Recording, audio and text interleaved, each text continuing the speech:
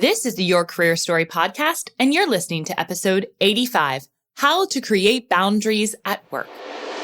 Welcome to Your Career Story podcast, a show that's designed for rockstar professionals looking for that extra booster shot of confidence in their careers. Whether you're trying to get clarity on a job transition, want some work-life balance inspiration, or need a strategy to snag that promotion or raise, this podcast is for you. I'm your host, Jenna Viviano, ex-Wall Streeter turned startup junkie who now coaches hundreds of clients, empowering them to take back control of the job search and land their dream job. So sit back, grab a glass of wine, and prepare yourself for your weekly boost of career confidence.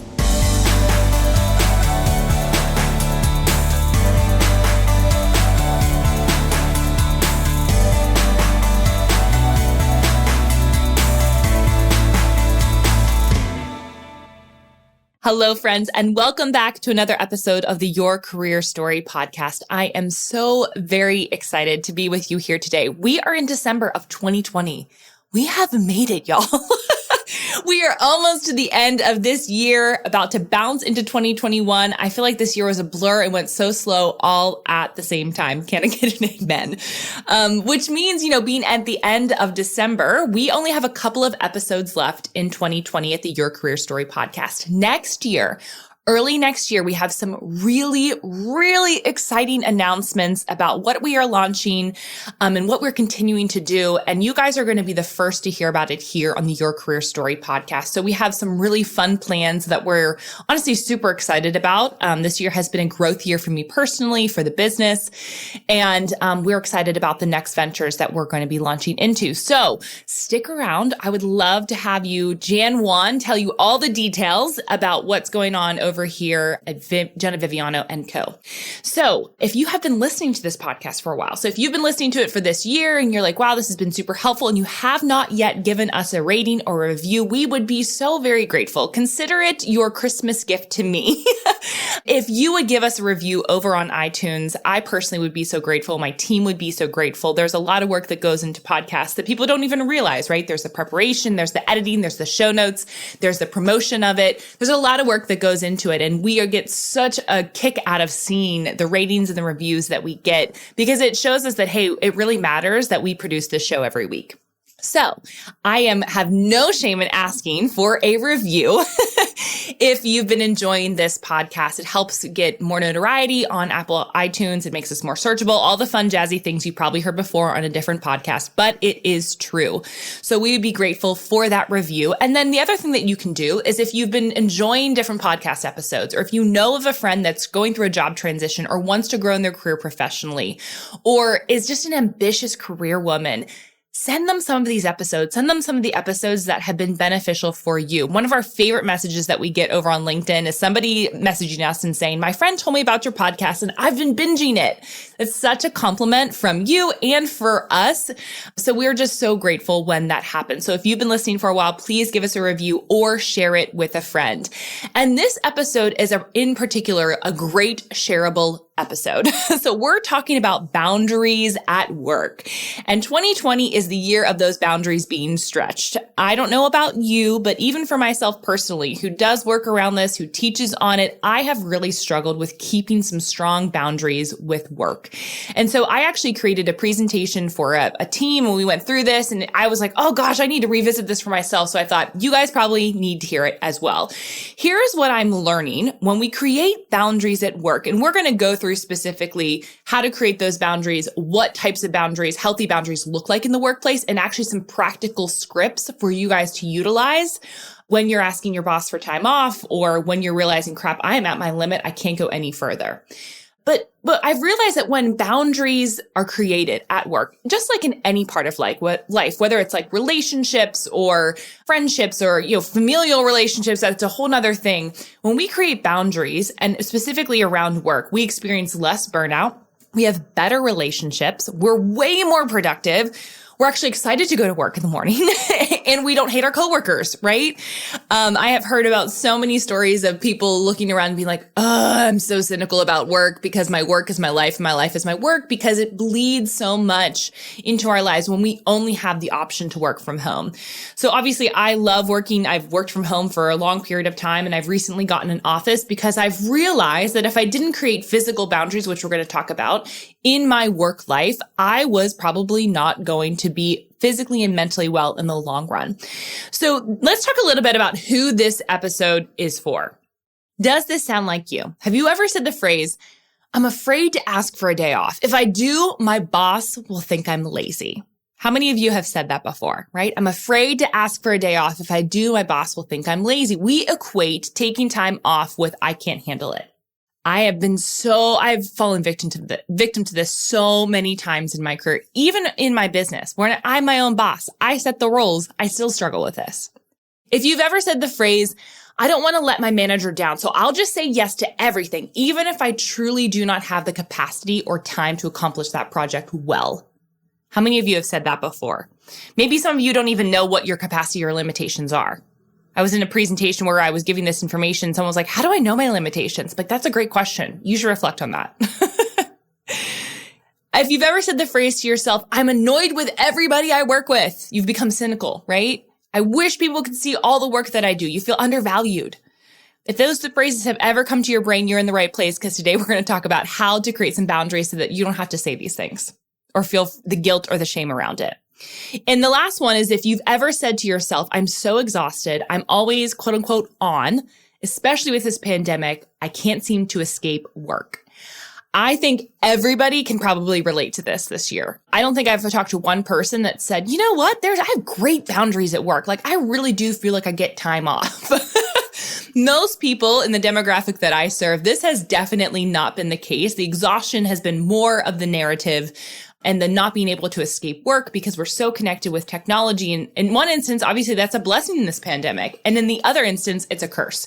So if any of those things sound like you are in the right place. And we are going to be talking about the types of boundaries and what a healthy boundary looks like at work, number one.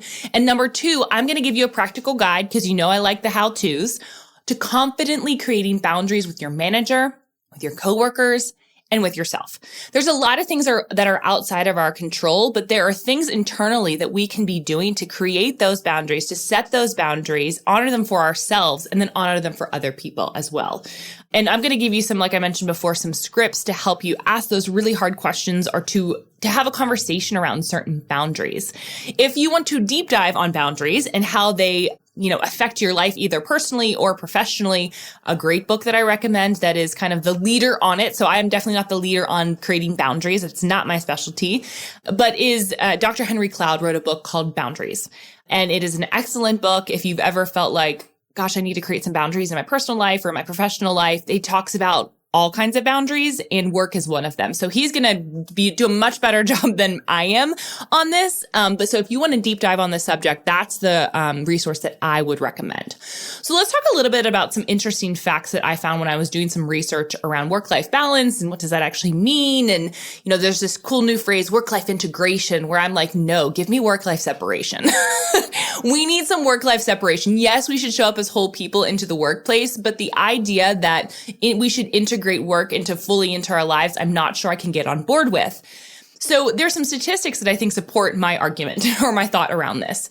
First of all, there is a stat that is, the Harvard Business Review came out with this and said $190 billion per year is spent to address the psychological and physical effects of burnout.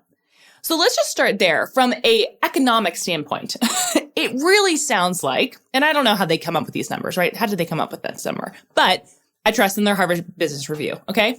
So it makes sense from an economic standpoint why companies would want to make sure that this doesn't happen, because this is a huge expense for their teams and for their organizations, whether it's in loss of productivity, whether it's they're actually creating programming to help people not get burned out, whether it's trainings that they're doing. There's a lot of money that goes into the psychological and physical effects of burnout. And I really do believe that technology is a huge part of that. So that just gives you the first check. Like, I am doing my company a service if I create boundaries at work. It's going to keep you from making unnecessary mistakes. It's going to keep you from feeling undervalued. It's going to keep you physically and mentally healthy. Can I get an amen? The first sign of burnout, in my opinion, is actually the physical signs. Well, it's the mental signs actually first, but really those, when you start to see it manifest in your physical body. When I was working in investment banking, a lot of you have heard the story. I was physically unwell. Like I just was not well. My face had awful acne.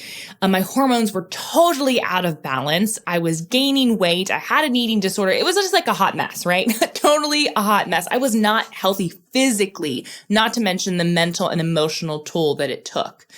And so boundaries, when done appropriately and done often and done well and done early, keep you physically healthy. And then the other thing that I think is really interesting is if you have boundaries around time, which we're going to talk about, boundaries keep you on task. How many of you have done what they call context switching? So you like maybe do an email and then you're like writing a blog post, or I'm talking about entrepreneurs. So, you're writing your email or you're going to your social media, then you're going to a meeting and then you're all over the place. Being able to create boundaries in your time helps you stay focused and actually become more productive. So this is the benefits of creating boundaries at work, because boundaries allow you to live in a healthy rhythm, a healthy cycle of work, fun, and rest. Work, fun, rest, work, fun, whatever way you want to put it in. Work, fun, and rest. You should have a little bit of work. You should have a little bit of fun, and you should have a little bit of rest. If too much of your fun, and this is something I'm guilty of, if too much of your quote unquote fun is in your work, you need to find a new fun thing to do. If you want to listen back on my sabbatical episode, I talk a lot about this, about work-life balance and just some things that I've had to do in order to make sure that I don't get the burnout, right? It's really important. There's also another book that I recommend. It's for not necessarily if you are a Christian or not, but it's a Christian author. Her name's Rebecca Lyons, and she wrote a book called Rhythms of Renewal. And it talks about this rhythm, right? Of all the different rhythms that you should be incorporating in your life to make sure that you to sustain yourself throughout your life, not just your career, but she also talks about work as well. And here's the thing that I find really fascinating, and I don't know exactly where I found this, so this is not my quote. I can fully assure you on that. But the phrase is, boundaries keep you valuing your skills and talent, not just your endurance. How many of you, whether you're early in your career, mid in your career, or late in your career, feel like you are being valued on endurance? So you need to show up early, stay late, 24/7, 365, work all the weekends, right? We get this narrative. Now, when I was early in my career, that was a narrative, right? You should be the first one in and the last one out. That was the biggest piece of advice people gave me. And I think there is some validity to that, right? When you're early in your career, you should be a sponge and want to soak up as much as possible, but within reason, y'all. I mean, I was working close to 100 hours a week, within reason. Because if the last person out doesn't leave until 2 a.m., that they don't have boundaries. And now I have to abide to their lack of boundaries. That's absurd and ridiculous. So I think we've swung we need to be careful with how we take that piece of advice. Especially if you're early in your career, that notion is pretty much, I think, drilled in people's heads. And I really think at the end of the day, it's all about quality, not quantity. You want people valuing you, not because you're the queen of putting out fires. You want people to value you because you get work done, you do it excellently, and you have the skills and talents to get it done efficiently and effectively. At the end of the day, an employer doesn't care if you talk to the CEO of the company. I'm not talking about your middle manager who probably hasn't gotten training.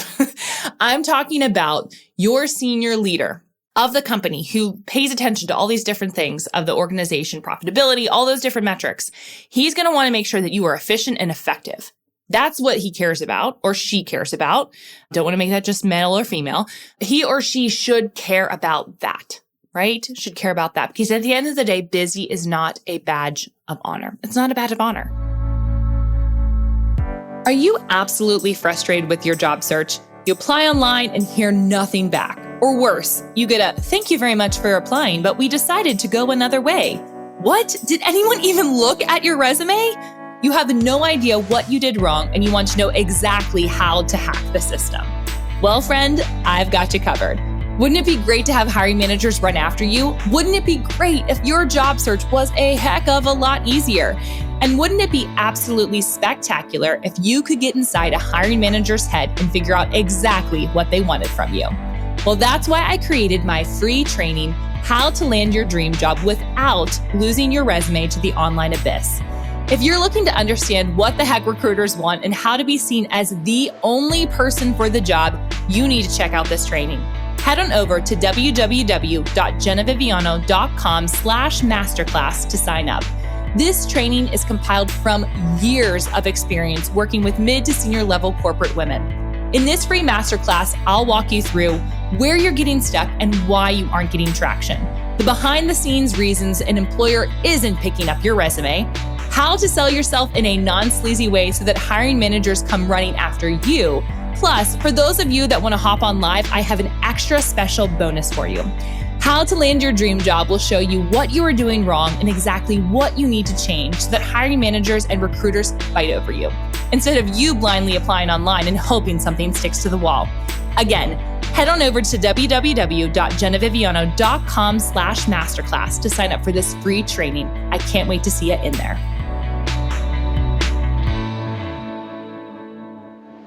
So let's talk about the types of boundaries that you can find in the workplace. So the number one and the most obvious is time boundaries. And this is something where if you aren't driving, to be taking some notes around this. So type one is time boundaries. And you may need this type of boundary if you feel like you never get anything done. So if you feel like when you look at your calendar, or maybe your calendar isn't blocked off, or maybe it's not organized well and it's kind of haphazard. And if you really think about your day, you context switch a lot. If that sounds like you need to create better boundaries. One of the biggest practical recommendations that I give folks is you need to think about calendar blocking and time blocking. And so what that looks like is beyond what you can control. So most of us, if we're in a 9-to-5 capacity, we can't necessarily control when we have meetings, right? Maybe our senior leaders have organized those for us and we have to show up to them when they happen. And so I usually say keep the meetings as kind of that base foundation and look at the time around that to discern, okay, what can I block off an hour and a half here for XYZ, an hour here for this, 30 minutes for that. This is my break time, and get really clear and calculated and strategic with your calendar so that you are working efficiently, are working effectively, and are not getting burned out. You know, you have a plan in place for what you're going to be doing.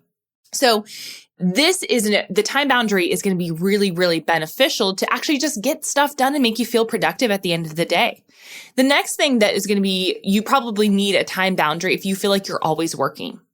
So that's a lot of you right now. I know you're probably raising your hand in the car or wherever, if you're walking on a run, whatever you're listening to this. You need to get really friendly with the word no. And no, it doesn't mean like no, mean no.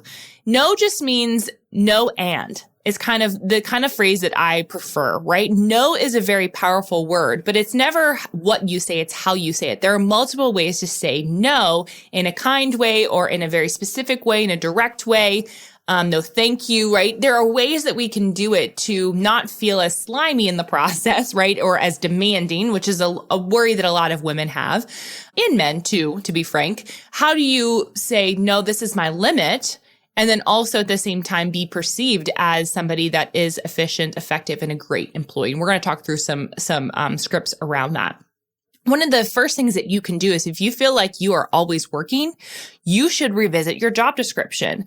What I always recommend to clients is when you get a new job, take the job description that you were hired on and make sure that you store that somewhere. So it's going to get lost, right? And once they hire you, that job description goes away somewhere. And maybe your employer does have it on file, but it's your job to pay attention to what's going on in the workplace and how you are not either fulfilling the things on that job description or you're fulfilling things that are outside of your job description. Now, naturally, with every job, a company, especially if it's a new role, they're going to be like, wow, we actually realized we needed this more than this. And sometimes those, especially if you're in a startup or a smaller company, those things happen. You just have to get very clear on, okay, what was my job description? What was I hired to do? Am I doing those things? If I'm not doing those things and I'm doing all these other things, maybe I need to have a conversation with my manager around expectations with the job description of what are the goals, and that is your responsibility. As much as I want to say it is definitely the manager's responsibility, a good manager will do that. You also need to take back control of your career and take control of what you want in your career. And part of that is making yourself aware of where are the gaps. A lot of people are like, yeah, I'm doing work that's outside my job description. I'm like, okay, show me where.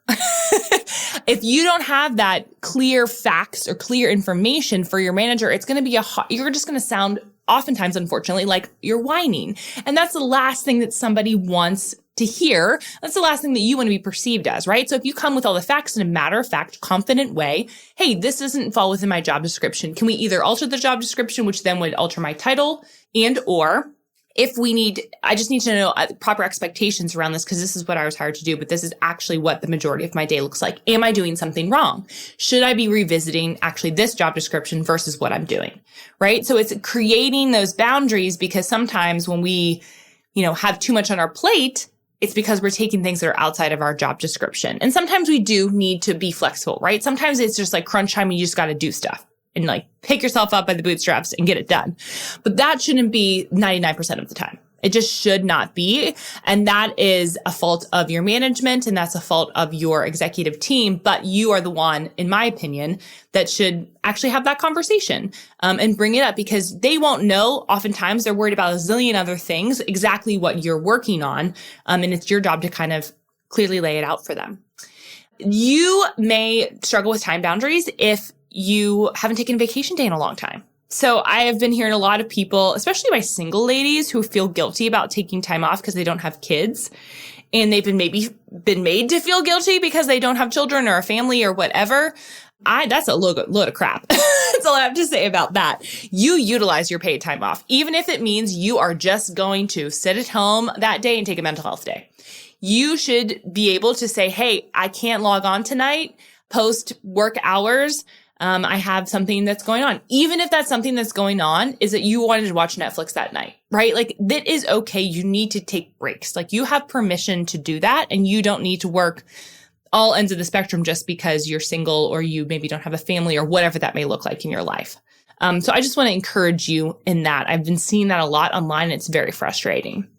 Another thing that you can do with this type of boundary, if you need to create more vacation vibes and you let's say you have a big launch coming up and you actually really can't take a vacation day. Because sometimes there are cases where that is the case, right? Try out the Monday method. If you've ever listened to any of my podcasts before, you know what the Monday method is. But for those of you that don't, the Monday method is basically banishing the Sunday scary. So oftentimes people will get to Monday and they're like, oh, I can't wait till Friday. My goal is to get more people excited about Mondays. And so what the goal is to create and set aside some time, 15 minutes to an hour, depending on your week, and plan something fun to do. It could be reading a chapter of your book. It could be watching a television show. It could be cooking something for yourself. My preference is to stay off the digital devices during this time. Maybe it's you call your grandmother or your parents or your friend, or maybe you have lunch with a spouse or a friend, or you do, if you want to, a virtual one with a friend from across the country. Whatever it is, try to do something fun to inject some fun into your Monday. So that's a very practical way that you can actually get ahead of the crazy, right? And take that vacation day on a Monday almost, right? Vacation time on a Monday. Awesome. So that's the first type of boundary, time boundaries. Those are some things you can do is time blocking. You can learn to say no, revisit your job description, and utilize your paid time off. Okay. The second type of boundary is physical boundaries. This is going to be less relevant, so I'm going to breeze right through this. Physical boundaries is what it sounds like. Physical space in your physical body. One example is once we get back into the office, do you prefer handshakes versus hugs? That's a boundary you can create. Another one would be, especially for people that have open floor plans when we do go back into offices, being very clear with your coworkers about what your expectations are around the boundaries of your things on your desk. There were times in my career where I didn't care if people came in and took stuff off my desk, but there are other instances where I'm actually, could you ask, please, before you take something off my desk? So it's just being cognizant of your space. And then the last one that I think is most relevant during this time is compartmentalizing your work. So I got in a really bad habit when I moved from New York City to Nashville and was working from home from my apartment of doing work on my bed. You should not be doing work on your bed. Your laptop and your bed should not be coexisting. Unless it's a very special day and it's a Saturday morning you want to cozy on up, right? You should really be compartmentalizing your work to, even if you have a one-bedroom apartment, putting a certain corner of the room dedicated to your laptop, your material, and you leave it there. You don't take it to the kitchen table. You don't take it to or you don't bring it home, right? So that's another thing. If you have an outside office and for whatever reason you're still going in, leave your stuff at work. That's going to help you create those physical boundaries to help with your mental and emotional boundaries, which is type 3. So first type of boundary, time boundaries. Second type of boundary, physical boundaries. Third type of boundary, mental and emotional boundaries. And I mean, I know for myself, I really, really struggled and I had some weak mental and emotional boundaries. And I was easily hurt by, and this can look like this, like easily hurt by constructive feedback, obsessing about work outside of work. I really didn't know who I was. I was letting a toxic work environment define who I was. So not only did I lose myself, I was letting other people who didn't really matter define who I was. And I was scared to speak up. All of those are signs of weak emotional boundaries. But here's the good news. This is all something that is workable. And the best way to identify if you have weak or if you are struggling with boundaries just in general, like, do I struggle with boundaries, is to ask yourself, do I feel guilt, resentment, or anger? If so, a boundary has probably been crossed. I can't really think of anything else other than those three things. Like, do I feel angry? Do I feel guilty? Or do I feel resentful? If so, a boundary has been crossed. Either I've crossed it myself, I've let other people cross it, or it's been pushed, right? Specifically for the mental and emotional boundaries, I've used this analogy before, but I think it's so powerful. Let's use the example of getting easily hurt by constructive feedback. This has been a challenge for me throughout my entire life, not just my career. My husband can attest to that. And so when you get feedback, you can either receive that feedback like a dagger, like a burr, or like a ping pong ball. So like a dagger is like, oh gosh, it just pierces you and you just feel it so deeply you feel like you want to die. Okay, how many of you have felt that way before? Or the second way is like a burr, those prickly plants, I don't know how else to describe them, but like prickly plants that get stuck to your clothing when you walk through the woods or something like that. It's kind of like it's an irritation. You've like graduated from the dagger, but you're not really quite free of the feedback. It's still irritating you and you still feel like it's like itching at you. Versus a ping pong ball where people who are really emotionally and mentally healthy with their boundaries, they are the people that are able to receive feedback like a ping pong ball, right? So they're the people that are able to receive what they need to receive from the feedback, because feedback is not something that we shouldn't take in at all, right? Feedback is helpful for us now we might have to extrapolate the actual helpful part if people are mean in the process, right? I get people that are on Instagram or on Facebook or on, LinkedIn that give me feedback, unsolicited feedback, might I add. And I have to take some of that and be like, you know what, they've got a point there, but I have to release the rest of it, right? I have to let that bounce off of me like a ping pong ball. So I want you to think about for yourself in your own career. Am I approaching, things that are happening in the workplace like it's a dagger, I'm going to die from it? Or is it like a burr? It's kind of irritating. Or is it like a ping pong ball? And I think that's going to really help you understand, okay, I need to probably create some stronger mental and emotional boundaries so I'm not so impacted by this. Let's talk a little bit about a practical guide to setting boundaries, and then I'm going to release you guys. You guys have been listening for a while. First things first is just take a boundary audit. Set aside some time at the end of next week to reflect on your week and to notice, just become aware first. Where were boundaries crossed? Where was I feeling that anger, resentment, or guilt? I want you to set aside the time to actually take a boundary audit. Then I want you to get clear on what your boundary needs are. Ask yourself the question, have I given myself permission to need boundaries? We all need boundaries. You are not a weak human if you need boundaries. Everybody needs them. We all do. And then the next question you should ask yourself is, what is a non-negotiable I have right now? So instead of being like, well, I want to create physical boundaries and time boundaries and mental and emotional boundaries, pick one or two non-negotiables that you have practically. Maybe it's that I'm not going to work on weekends or unless we have a big launch coming up, or I'm going to shut off my phone at 6 p.m. or I really need to take that vacation day. Whatever it is for you, get really clear on what the number one non-negotiable you have is for yourself. Okay. Get clarity on your boundary needs. And then what you need to do is communicate effectively to yourself, communicate effectively to your team, to your manager. So I'm going to give you a couple of scripts. It's going to be really helpful for you. So let's say, for instance, you get a lot of messages from, this happened to me. I had a manager who would get up really early before his kids were, helping them get ready for the day. And I guess it's when his ideas really came to him. I can relate to that. That's like me. In the morning, I have so many more ideas than I do in the afternoon. Like post 3 p.m., I'm toast. And I would get a lot of emails that I would wake up to that were Slack messages and emails about thoughts about things. And at one time I just had to ask him, hey, like, do you want me to respond to those? Like, what are the expectations around that? So here's a script that you can use with a manager and saying, thanks for your email. I was curious. Could we talk about some expectations surrounding answering email and Slack messages? And what I found was like, oh gosh, he wants me to respond to these right now, when really he just needed to get it out of his head.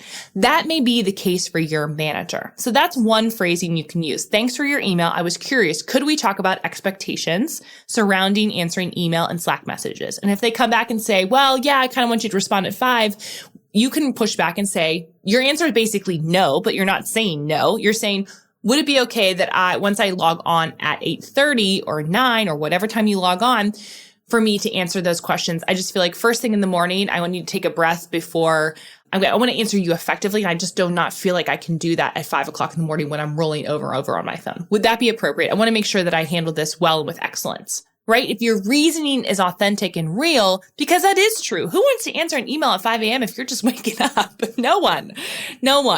So give yourself the freedom to say, hey, I need this boundary in place. Let's say you need a vacation day, right? Here's something you could say. After this launch, I'm planning on scheduling a vacation day. Is there something I can do in advance to make sure you and the team feel equipped in my absence? So it's being clear, hey, I'm going to be scheduling a day off. Do you need anything before I do that? Getting really clear and setting that boundary, right? You can even do it for, I'm looking at another one of the scripts that I have here in front of me. Here's one. It says, I've noticed that there has been a continual ask for me to work on the weekends. Well, of course, I do not mind when we're preparing for our launch and during a crunch time. But in order for me to prevent burnout and actually do excellent work and not make mistakes, I would prefer to keep them limited. Can we talk about how we can effectively keep those boundaries for both you and me? Okay, if you come to your boss like that and they get super mad at you about that, you probably have your sign that you don't want to work with them. And it might be time for you to leave. If this is happening perpetually and those boundaries are being crossed and they're not being listened to for over 6 months, it may be time to start looking elsewhere. It just may be time. So those are some scripts that might be helpful for you.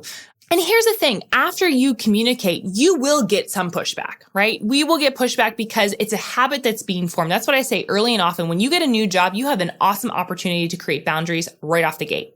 It's a little bit harder once you've been in a role for a long time and you've been allowing them to, I always say when managers behave badly, you've been letting them do that.